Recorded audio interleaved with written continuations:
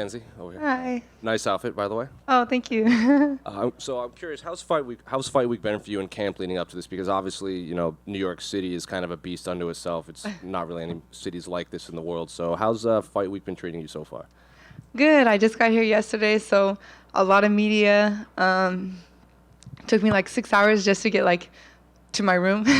Just doing so much stuff. But that's what it's about. It's like being here and if we're not in the media and answering questions and letting people see who we are, get to know us a little bit behind, the fight and the fighter and our lifestyle and kind of who we are, then it doesn't matter just to go fight and no one really knows anything about you, So that's only hard just to see New York cheesecake and pizza and all the food and stuff like that. We were just talking about that. I'm like, man, I wish I could eat, but definitely thinking about that and yeah, it's good. Has fighting here in New York in Madison Square Garden, was that a goal for you at all coming up? Yeah, definitely. Even before I was here to see Cheeto when he fought Frankie Edgar to support him. I saw Rose, Zhang Weili.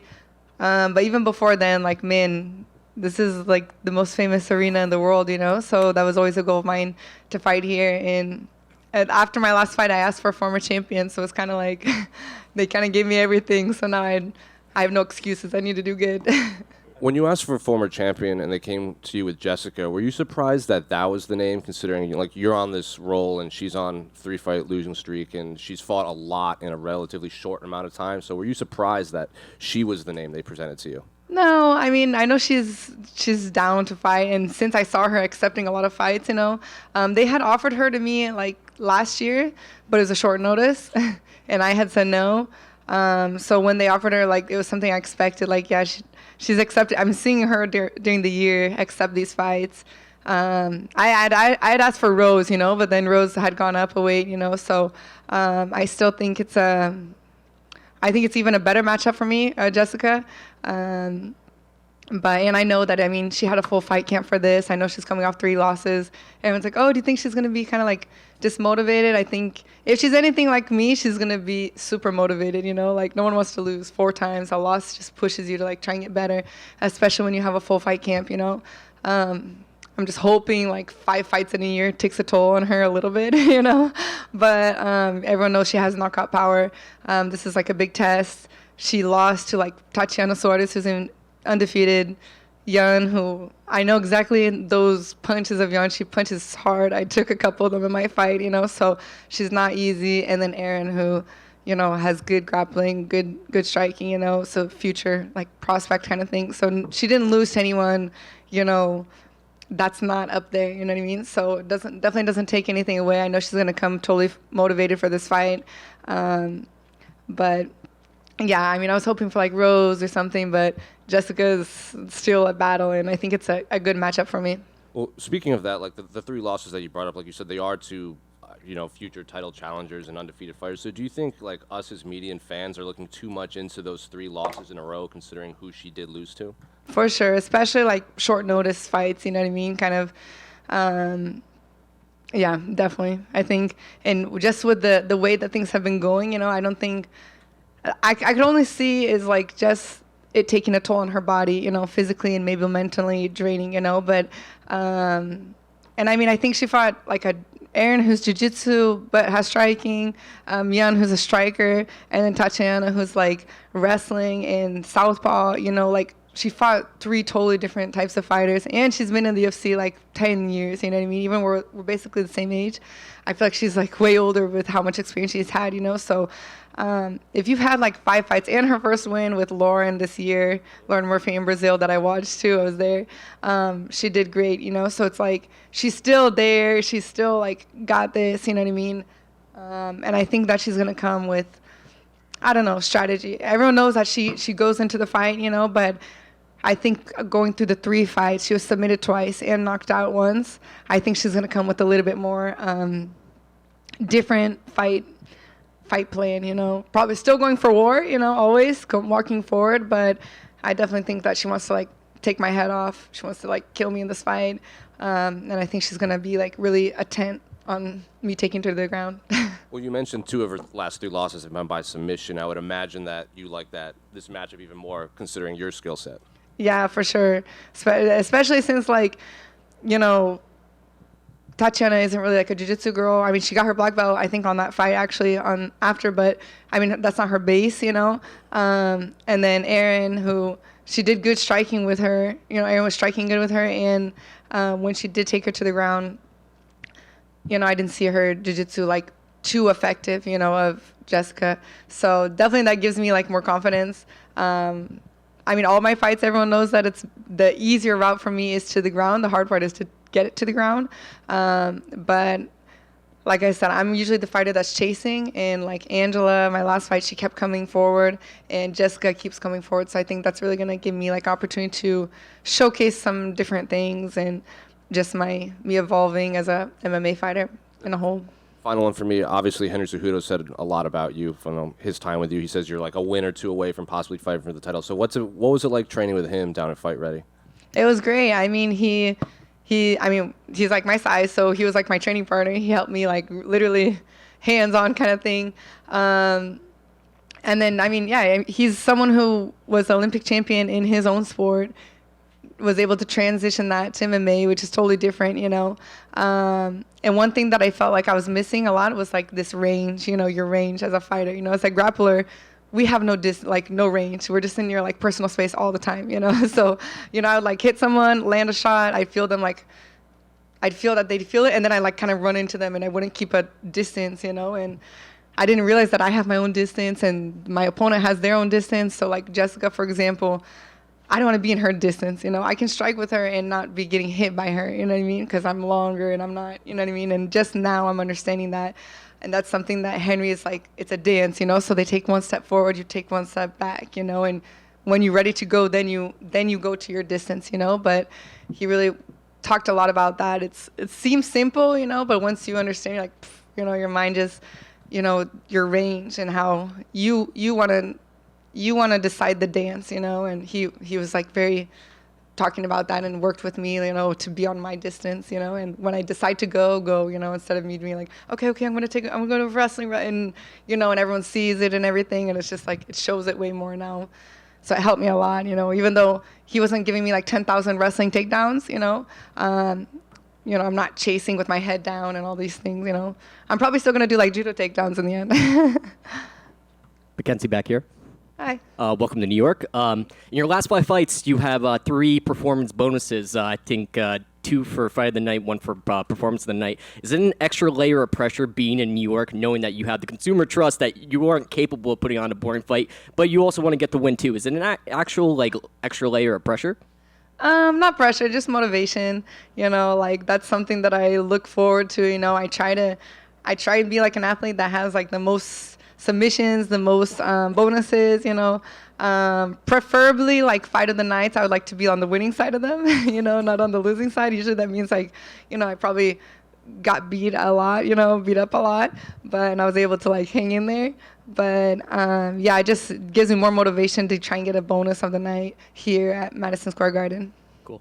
And your last victory was in May against Angela Hill. What weapons would you say that you add to your arsenal? Like, if you can critique your performance, what weapons did you say that you sharpened up or you add to your arsenal to prepare for this fight? With Angela, I mean, I think just like knowing that when you do hurt someone, you know, like you can calm and I could have finished the fight maybe a little bit sooner, you know, just being able to see when my opponent's like in danger kind of thing. I think with Jessica, we're going to be moving back a little bit more than with Angela. So, you know, that was something that and Jessica hits hard, you know, like Angela, she hits hard, but it wasn't like very tough. It was more kind of like combinations, you know. And Jessica, it's like, so I really wanted during this camp to have like my sparring partners like hit me hard, like try, you know, just so when I get in there and I do feel it, you know, because I mean it's a fight, you know, we're gonna get hit, you know, and I don't want, you know, that impact to be like knock my thoughts out and be like, oh shoot, what am I doing again, you know. So we worked really just kind of like being used to getting hit hard, movement that we're expecting like Angela or Jessica to move forward a lot. And then we're like just keep working on the takedowns. Everything else we kind of like kept going on, kept working on it, but worked a lot my takedowns. Yeah. Awesome. Thank you. Yeah. Thanks. You just over here. Oh, sorry. Here. In the run-up to your last fight, you had a lot going on in your personal life. Is it safe to say that this time around camp has been a bit less stressful for you? I know. I realize like we always have problems, like just the pressure. I mean, the last one I went through the divorce, it's still, the divorce was final, but you don't realize how much aftermath there is to it, like literally this whole fight is still paying my ex, you know what I mean? And you're like, man, it's crazy. You have to get punched in the face and you work so hard and you do all this and you have to like, pay that much for something, and it's, I mean, money is something that, okay, I'll fight here, I'll get it, whatever, winning or losing, everything's gonna be taken care of, I'll make more and stuff like that. But it's just problems, and team. I'm Ruka close, so I basically made my own home gym, and you just keep like investing in your dreams and hope that it works, and I'm trying to make everything private at home because you're very vulnerable when everyone's seeing your training. And I mean, I'm like a world champion in jiu-jitsu, but people will see me in the gym, and I'm like crying and frustrated because I feel like I should be better at something. I feel like I should be able to get it and I don't get it. You know what I mean? Like it's not working, and there's injuries and there's tons of stuff that keeps going on, and you're like, man, I just want to be able to train and get better. But I don't know. It's like in the fight, it comes out. You know what I mean? It all works out, and that's kind of in the end. Thankfully, my last sparring for this fight was my best sparring, and it was just one time. I only had 15 minutes of a great sparring. I felt what I needed to do, and I was like, man, God, let me have a couple more days of feeling that, But it was enough, and I think, like, man, no one believes me, like, how crazy it is that's going on. Like, I got a new puppy. I think I even invent more problems to put more chaos, I think I thrive on that, like the craziness, it's like puppy and all these things. But, getting used to being like set, splitting your daughter half of the time with you, half of the time with the dad and all these things. So you're learning so many new dynamics in your routine. And I mean, my whole life when I was to be a world champion in jiu-jitsu, my best times of being a world champion was when I had a routine and I had a schedule, and you're able to keep focused. That's why it's hard to be a mom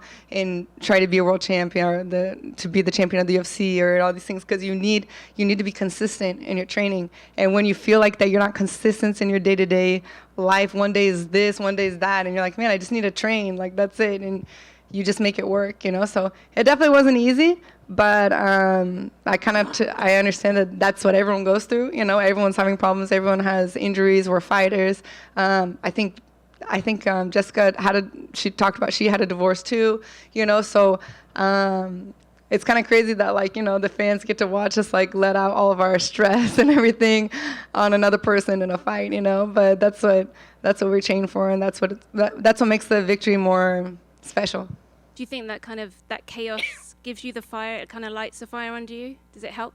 Yeah, for sure. I mean, when you lay down in bed, you're like, man, please, I just want like one day more relaxed, like kind of everything flowing, training wise. But then every day it happens again, and you realize, okay, I'm here, everything's good. My daughter's safe, healthy, I'm good, the house is okay, and you just keep going. You can't stop. And fighting a former champ was top on your list. Obviously, you wanted Rose, and then you've got Jessica. How far away do you think you are from getting a shot at the title?